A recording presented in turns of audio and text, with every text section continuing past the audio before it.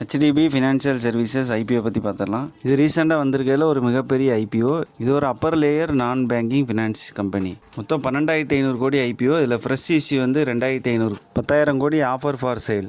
HDFC பேங்க்கோட share வச்சுருக்கவங்களும் share holders கோட்டாவில் அப்ளை பண்ணலாம். இதில் வந்து ஹெச்டிஎஃப்சி பேங்க் வந்து 10,000 கோடி ஆஃபர் ஃபார் சேல் பண்ணுது. இப்போ வந்து 94.3 ஸ்டேக் வச்சுருக்காங்க.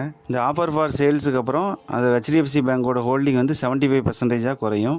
ஷேர் ஹோல்டர் கோட்டாக்கு ஹெச்டிஎஃப்சி பேங்கோட ஷேர் அட்லீஸ்ட் ஒரு ஷேராவது வச்சுருக்கணும். ரெக்கார்ட் டேட் வந்து ஜூன் 18. அவங்க அக்கௌண்ட்டில் ஹெச்டிஎஃப்சி பேங்கோட ஷேர் இருக்கணும். ஹெச்டிஎஃப்சி பேங்கோட ஆவரேஜ் அக்விசிஷன் காஸ்ட் வந்து 46.4. இது மூலமாக ஹெச்டிஎஃப்சி பேங்க் கிடைக்கக்கூடிய லாபம் வந்து 9,373 கோடின்னு சொல்லியிருக்காங்க. 2007 இன்கார்பரேட் ஆனது. நான் பேங்கிங் ஃபினான்ஸ் இல்லாமல் பிபிஓ சர்வீசஸும் பண்ணுறாங்க. Back office support, insurance product கூட பண்ணுறாங்க. அதிகமான பிரான்ச் நெட்வொர்க்கு, டிஸ்ட்ரிபியூஷன் நெட்வொர்க் இருக்குது. பை டிஜிட்டல்னு சொல்லி டிஸ்ட்ரிபியூட்டர் மாடல்லையும் பண்ணுறாங்க. 2008 எம்எஸ்எம்இ கஸ்டமருக்கு அன்செக்யூர்டு லோன் கொடுக்குறாங்க. அசட் ஃபினான்ஸில் நியூவாக வெஹிக்கிள் வாங்குறதுக்கு, அதுக்கப்புறம் எக்யூப்டு டிராக்டருக்கு, கன்ஸ்ட்ரக்ஷன் எக்யூப்மெண்ட்டுக்கு, இதுக்கெல்லாம் ஃபினான்ஸ் பண்ணுறாங்க. கன்சியூமர் ஃபினான்ஸில் பர்சனலுக்கும் ஹவுஸ் ஹோல்டுக்கு தேவையானதுக்கும் ஃபினான்ஸ் சர்வீஸ் பண்ணுறாங்க.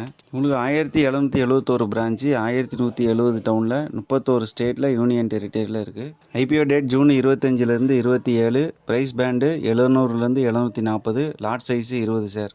Basis of allotment June 30. Listing date July 2. ரீட்டெயிலுக்கு ஒரு லாட்டுக்கு 14,800, மேக்ஸிமம் 13 லாட் வரைக்கும் அப்ளை பண்ணலாம். QIBக்கு 44%, ரீட்டெயிலுக்கு 31%, எம்ப்ளாயிக்கு 0.16%, ஷேர் ஹோல்டர் கோட்டாக்கு 10% அலாட் பண்ணியிருக்காங்க. 61,253 கோடி மார்க்கெட் கேபிட்டலைசேஷன். ROE 15க்கு 14 இருக்குது.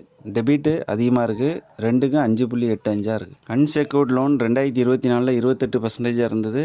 2025 26.9% குறைஞ்சிருக்கு. இவங்களோட ரெவென்யூ 2023 12,402 கோடி, 2024 14,171 கோடி, 2025 16,300 கோடி.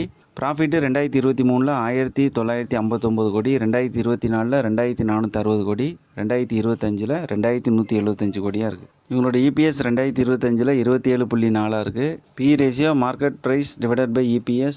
மார்க்கெட் ப்ரைஸ் 740 எடுத்துக்கலாம். EPS வந்து 27.4. நமக்கு கிடைக்கக்கூடிய PE ratio 27. Industrial PE highest 34.3 இருக்குது, லோயஸ்ட் 13 இருக்குது, ஆவரேஜ் 23 இருக்குது. இவங்க என்டர்பிரைஸ் லெண்டிங்க்கு 39%, அசட் ஃபினான்ஸுக்கு 38%, கன்சியூமர் ஃபினான்ஸுக்கு 22% லோன் ப்ரொவைட் பண்ணுறாங்க.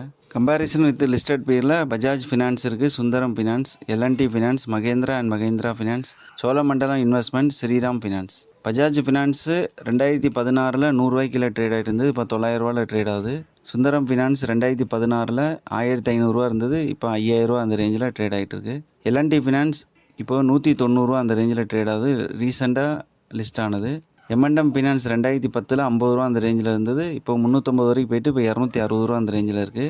சோழமண்டலம் ஃபினான்ஸ் 2017 200 ரேஞ்சில் இருந்தது, இப்போ 1,600 அந்த ரேஞ்சில் ட்ரேட் ஆகுது. ஸ்ரீராம் ஃபினான்ஸ் 2016 200 கீழே இருந்தது, இப்போ 666 அந்த ரேஞ்சில் இருக்குது.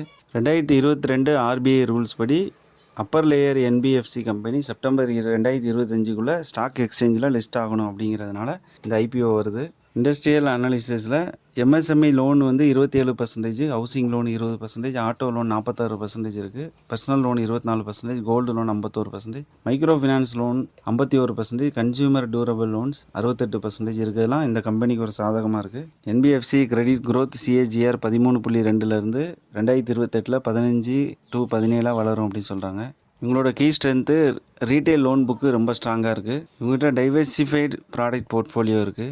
டிஜிட்டல் மயமாக்கப்பட்ட பேன் இண்டியா டிஸ்ட்ரிபியூஷன் நெட்வொர்க் இவங்ககிட்ட இருக்குது. நெக்ஸ்ட்டு GMP பார்த்துடலாம். GMP 91 ரூபாயாக இருக்குது. எஸ்டிமேட்டட் லிஸ்டிங் ப்ரைஸ் 831, 12.3% கெயினாக காமிக்குது. மிகப்பெரிய IPO HDFC பேங்க்கோட துணை நிறுவனமாக இருக்கிறது ஒரு பாசிட்டிவானது. IPOவில் அலாட்மெண்ட் கிடைக்கிறது லாட்ரி மாதிரி தான். அதுவும் இது பெரிய கம்பெனியோட IPO இருந்தாலும் நம்ம முயற்சி செய்கிறத கைவிடாமல் முயற்சி பண்ணிக்கிட்டே இருப்போம். நன்றி.